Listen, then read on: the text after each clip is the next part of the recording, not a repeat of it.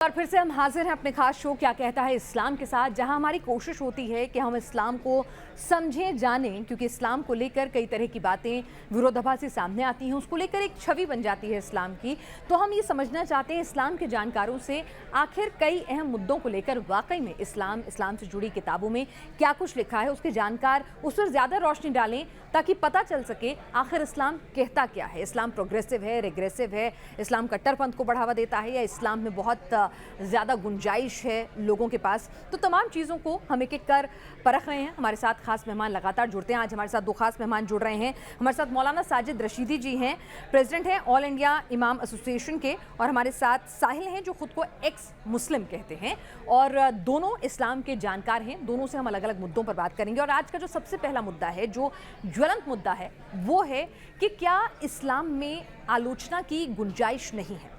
ऐसा हम इसलिए पूछ रहे हैं, इसलिए कह रहे हैं क्योंकि जिस तरह से आहत होते हैं इस्लाम में, अगर कभी इस्लाम को लेकर कोई आलोचना की जाती है या उसको लेकर कोई सवाल उठाया जाता है या कहीं से भी किसी तरह का कोई फ्रीडम लिया जाता है, तो उसके बाद हमने देखा है बहुत ही अग्रेसिव अप्रोच आती है। शार्ले एब्दो में हमने देखा कि क्या हुआ था एक कार्टून बनाने को लेकर। उसके बाद हमने देखा कि सड़कों पर क्या कुछ हो रहा है। ठीक है, अभद्र टिप्पणियां किसी को भी बर्दाश्त नहीं होती है, ना ही होनी चाहिए, वो सरासर गलत है, उनका हम खंडन करते हैं।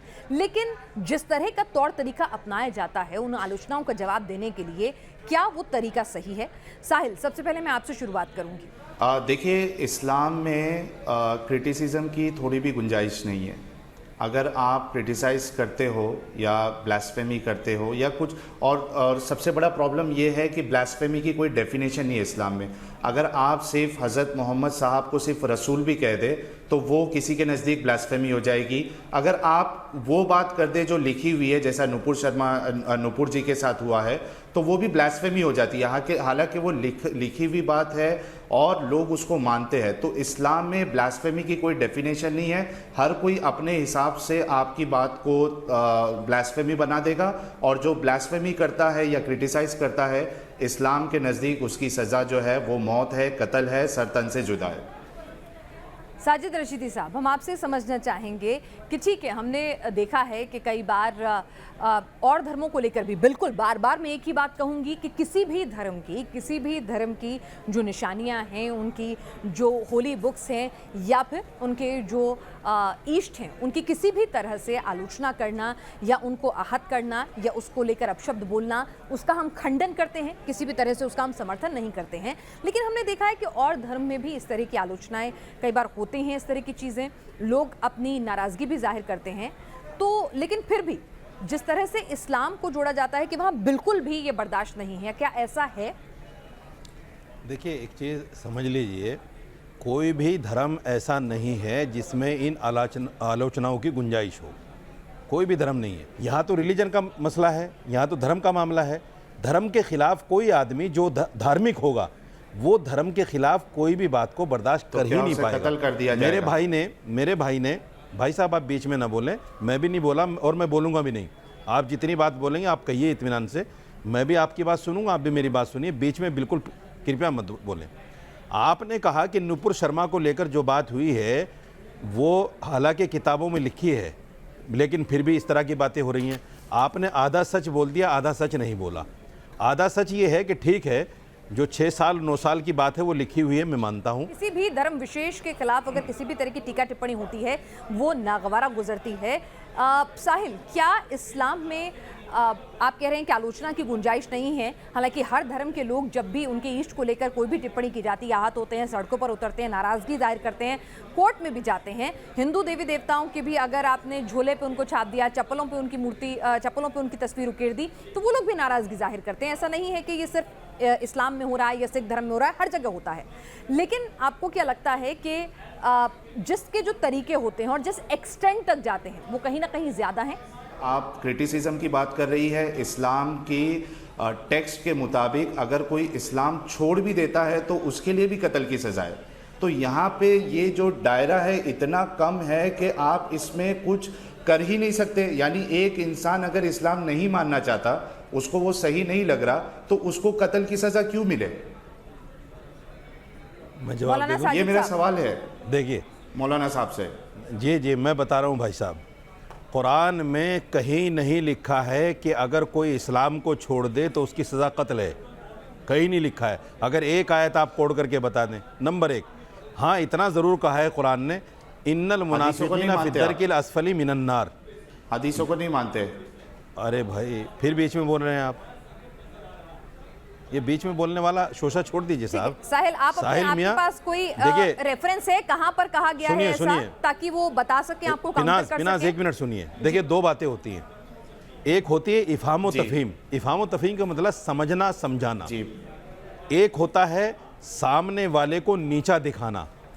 जो आदमी ये सोच लेकर बैठता है कि मुझे सामने वाले को नीचा दिखाना है, तो फिर वो ऐसे कुतर्क लेकर आता है जिन कुतर्कों की कहीं गुंजाइश नहीं होती। मेरा मानना सिर्फ ये है कि अगर हम बैठें सिर्फ इस्लाम में क्या कमी है या क्या खामी है आपकी नज़र में, और मैं उसका जो बेहतर से बेहतर जवाब दे सकता हूँ, आप मुझे पूछिए, बिल्कुल मैं आपको जवाब दूंगा। लेकिन ये कह देना कि साहब इस्लाम में बिल्कुल गुंजाइश नहीं, मुझे आप एक चीज़ बताइए, वो नबी जिस नबी के ऊपर एक बुढ़िया कूड़ा डाला करती थी रोज़ाना, और कुछ मुद्दत के बाद में वो बुढ़िया बीमार हो गई और कूड़ा ऊपर से नहीं आया, तो आप उसकी तीमारदारी के लिए चले जाते हैं। वो नबी जिसने ये कहा हो कि अगर आपका पड़ोसी भूखा रह जाए और आप पेट भर हैं तो आप मुसलमान नहीं हो सकते। अगर आप, वो नबी अगर ये कहे कि अगर आपने अपने पड़ोसी की तीमारदारी नहीं की, अपने पड़ोसी का ख्याल नहीं रखा, तो आप मुसलमान नहीं हो सकते, ऐसे नबी को क्या आप क्रिटिसाइज़ करेंगे सिर्फ ये सोचकर कि मैं एक्स मुस्लिम हूँ या मैं मुसलमान नहीं हूँ, मैं हिंदू हूँ या जो है ईसाई हूँ या कोई भी धर्म रखता हूँ? ऐसा नहीं होता। ये इंसाफ का तकाजा नहीं है। इंसाफ का तकाजा ये है कि आप अपनी बात को रखिए। अगर आपको इस्लाम से कोई आपत्ति है तो आप बताइए कि हाँ साहब मुझे इस्लाम से ये आपत्ति थी, मैंने छोड़ दिया, बात खत्म हो गई। लेकिन मौलाना रशीदी साहब, आपने देखा होगा कई किताब के लेखक जो हैं उन्हें मुल्क छोड़कर जाना पड़ता है, उनको धमकियां मिलती हैं। शार्ली एब्दो में क्या कुछ हुआ ये हमने देखा है।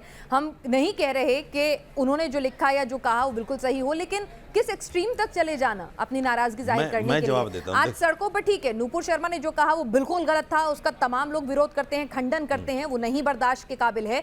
लेकिन जिस तरह से जो सब कुछ हो रहा है, कानून अपना काम कर रहा है, लेकिन जो सब कुछ सड़कों पर नजर आ रहा है, जिस तरह का वहां पर पत्थरबाजी हो रही है, क्या वो सही है? इस्लाम के मुताबिक ऐसा होना चाहिए? आप तो बता रहे हैं ना कि वो नबी जो अपने ऊपर कूड़ा फेंकने वाली की तीमारदारी करते थे, यहाँ पर क्या हो रहा है ये देखिए। मैं बता रहा हूँ। आपने देखी वो तस्वीरें जो बेंगलोर से आई हैं, किस तरह से नूपुर शर्मा का पुतला लटका दिया गया? मैं बता रहा हूँ। जी आपकी बारी आएगी साहब। देखिए बात सुनिए, ये नूपुर शर्मा के बारे में जो भी हो रहा है, मुझे मौका पिनाज, हाँ साहिल मैं आपके पास आती हूँ एक बार, रशीदी साहब अपनी बात पूरी करें। पिनाज, ये जो नूपुर शर्मा के बारे में हो रहा है ये मेरा जमहूरी हक है, लेकिन गर्दन काटने की जो बात कही जा रही है, गर्दन काटने की बात गलत है, मैं उसको कंडम करता हूँ। रेप की बात जो कही जा रही है मैं उसको कंडम करता हूँ। ये इस्लाम नहीं है, ये इस्लाम नहीं है।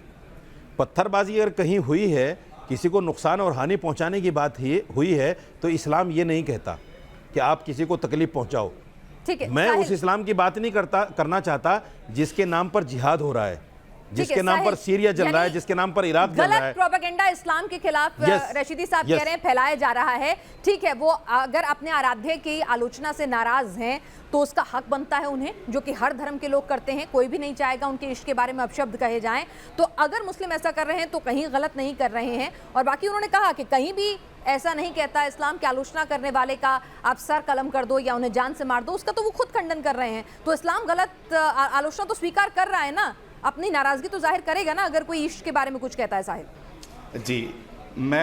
जी मैं मौलाना साहब को चैलेंज करता हूं कि इन्होंने जो कूड़े वाली ये बताया है, वाकया बताया है कि वो जो बुढ़िया थी वो कूड़ा फेंकती थी और रसूलुल्लाह एक दिन वो नहीं आई तो रसूलुल्लाह गए उनकी तीमारदारी के लिए। मैं मौलाना साहब को चैलेंज करता हूं आज टीवी शो पे कि इस वाकये की दलील दे दे, कौन सी ऑथेंटिक हदीस में लिखा हुआ है मैं इस्लाम कबूल करने के लिए रेडी हूँ।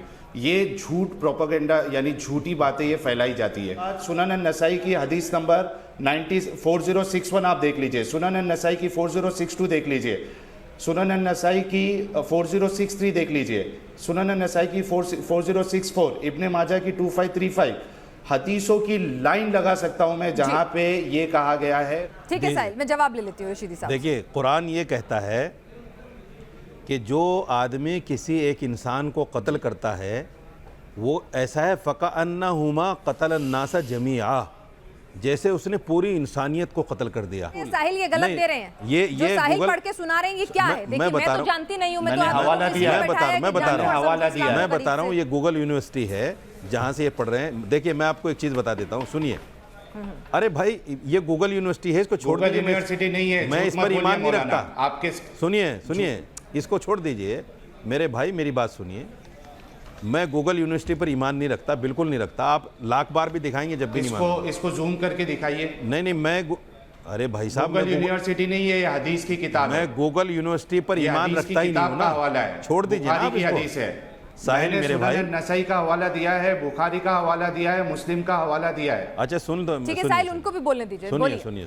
इस तरीके से नहीं चलेगा मौलाना साहब। या तो कह दीजिए कि ये जितनी सही हदीस है। सुनो जी, सुनो, एक मिसाल मशहूर है। एक साहब ने कहा कि भाई जो आदमी 2 और 2 4 साबित कर देगा, मैं अपना सब कुछ हार जाऊंगा, यहाँ तक कि अपनी बीवी भी हार जाऊंगा। बीवी ने कहा, बेवकूफ़, 2 और 2 तो कोई भी 4 साबित कर देगा, क्या तू मुझे भी हार जाएगा? उसने कहा, बेवकूफ़ मैं नहीं हूँ, तू है। बोले कैसे? बोले ऐसे कि मैं मानूंगा ही नहीं ना, मैं कहूँगा 2 और 2 5 होते हैं। अगर आप ये नज़रिया लेकर बैठे हो कि मुझे मौलाना साहब की कोई बात माननी ही नहीं है, तो फिर मैं आपको नहीं समझा सकता। फिर अगर मैं पूरा कुरान भी आपको पढ़ के सुना दूं, पूरी हदीस आपको पढ़ के, तो आपको तो मानना ही नहीं है ना मेरे भाई। दूसरी बात सुनिए, वो नबी जो लड़ाई के मैदान में भी ये कहता हो कि बूढ़ों पर हाथ नहीं उठाना, औरतों पर हाथ नहीं उठाना, बच्चों को कुछ नहीं कहना, वो क्या ये कह सकता है कि जो ईमान न लाए उसको मार दो, कत्ल कर दो? बिल्कुल नहीं कह सकता। कंडेमनेबल। तो साहिल जिस कंडेमनेबल है, किताब का रेफरेंस दे रहे हैं, जिस हदीस का रेफरेंस दे रहे हैं, वो गलत है। नहीं, हदीस, अरे ये भाई गूगल यूनिवर्सिटी है। अच्छा। आप बुखारी किताब लाइए ना उठा के, सुनन अबू दाऊद किताब लाइए उठा के। साहिल एक छोटी टिप्पणी आपसे, फिर अगले मुद्दे पर आएंगे। मैंने हवाला दिया है। ऐसे नहीं होता हवाला। लाइए, मैं हवाला दे देता हूँ आपको कि आपने जो है 50 मर्डर कर दिए, गूगल में लिखा हुआ आपके नाम के साथ, अभी मुझे तो माना जाएगा उसको? मौलाना साहब बोलने दीजिए, कंप्लीट करें। ये नहीं माना जाता। मौलाना बोलने दीजिए मुझे। बोलिए। हाँ, बीच में ना बोलिए जी। पिनाज जी, जितने लोग देखेंगे, जितने मुसलमान देखेंगे, सब लोगों को ये पता चलेगा कि मैंने जो हदीसें बताई है बिल्कुल ऑथेंटिक है, और मौलाना राशिदी साहब जो है जबरदस्ती इससे पीछा छुड़ा रहे। दूसरी बात, इन्होंने जो कचरे वाली हदीस कचरे वाला जो वाकया बताया था इन्होंने, उसकी दलील इन्होंने नहीं दी। अभी हंसने से नहीं चलेगा। आप बहुत गुस्से में लग रहे हैं मुझे, और ये बात जो बताना चाह रहे हैं ना, आप गुस्से में बताना चाह रहे हैं कि ऐसा क्यों है। एक आयत को क्लियरिफाई कर लीजिए साहिल भाई, एक आयत को क्लियरिफाई कर लीजिए। शायद आपको ये नहीं पता कि हर आयत का एक शान नुज़ूल है। शान नुज़ूल का मतलब ये होता है पिनाज, कि जो आयत जब ज़रूरत हुई उसके पीछे आगे क्या क्या प्रतिक्रियाएं रहीं, क्यों वो आयत आई, किस बिना पर यह कहा गया, वो चीज़ें शान नुज़ूल में कोड की जाती हैं। मेरे साहिल भाई को शायद कुरान की तफसीर के बारे में ज़र्रा बराबर भी इल्म नहीं है।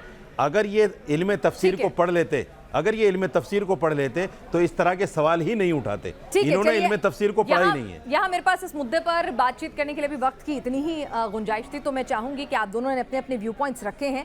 ठीक है, किसी भी धर्म में कोई भी उस धर्म का अनुयायी जो होगा अपने ईष्ट की या अपने धार्मिक ग्रंथों की किसी भी तरह से आलोचनाएं, उसके लिए अपशब्द बर्दाश्त नहीं करेगा, जो कि करने भी नहीं चाहिए। और न्यूज़ नेशन भी उन तमाम ऐसे लोगों का, ऐसी विचारधारा का, ऐसे बयानों का खंडन करता है। और हमने जानने की कोशिश की क्या जो विरोध का तरीका है वो किस हद तक और कैसा होना चाहिए।